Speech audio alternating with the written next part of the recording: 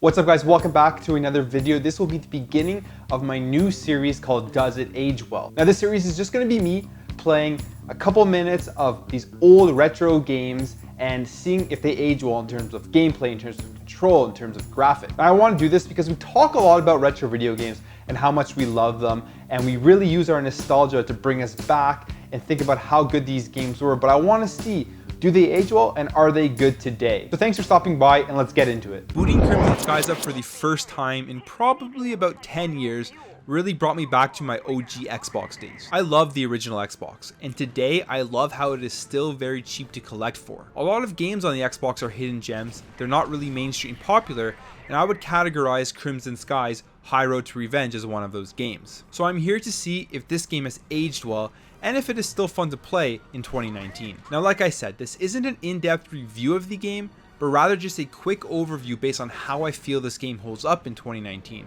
Because when you pop in an older game, you can pretty much instantly tell if it will be enjoyable based on how it controls and looks. Crimson Skies High Road to Revenge was originally released on October 21st, 2003. It is a third-person dogfighting, action arcade style of game.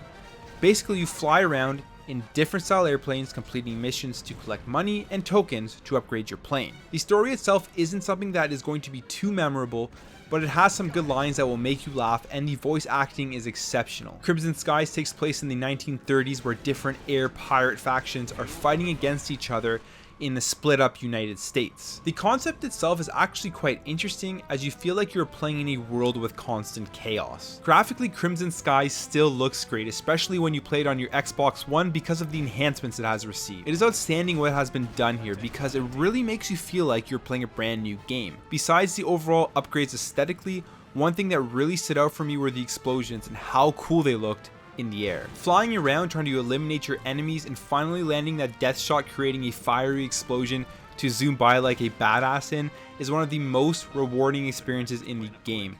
And luckily it happens a lot, since the majority of the game is you blowing shit up. To sum it up, I really think these 2003 graphics have aged extremely well, and I think that the way it looks on the Xbox One is amazing. I also really like the designs of the plane. Each plane is unique with different colors and with the overall look. As you play through the game, you find different planes that you can pilot.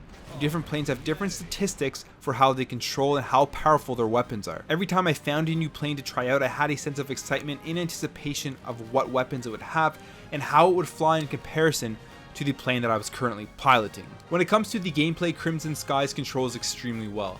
There is no camera control, which is a little bit dated. You only need to use the left thumbstick to fly your plane in every direction, so this is up, down, side to side. And the camera automatically will follow behind you even if you make a quick turn. If you start to fly upside down, the plane will slowly auto flip so that the majority of the time you are flying upright. Besides that, you have a boost, which is activated by Y, and you can slow down with B. All the planes have two attacks, which are used by pressing the right and left trigger. The right trigger, I believe, is your primary attack, and the left trigger is your secondary attack. I also appreciate that there is no real auto lock on the enemies. This game actually took skill because everything is moving so fast in the air. When completing a mission or finally taking out an enemy that you have been shooting at for about 5 minutes, it leaves you with a sense of accomplishment. Overall, Crimson Skies High Road to Revenge is still a very fun game in 2019. Nostalgia will bring you back, you play it, but you can trust that it does not cloud your judgment, and I would highly recommend picking this game up again. If you have an Xbox One, definitely play it there, because you will get the best experience, especially with the enhancements to the graphics and just the way that it looks now in 2019, and being in awe that this game still looks that good for a game that was made all the way back in 2003. So that's my take. Crimson Skies High Road to Revenge definitely does age well. If you enjoyed this video, make sure to hit that thumbs up button. If you disliked it, hit that thumbs down button. If you think it's good enough, maybe share it around, and I'll catch you in the next video.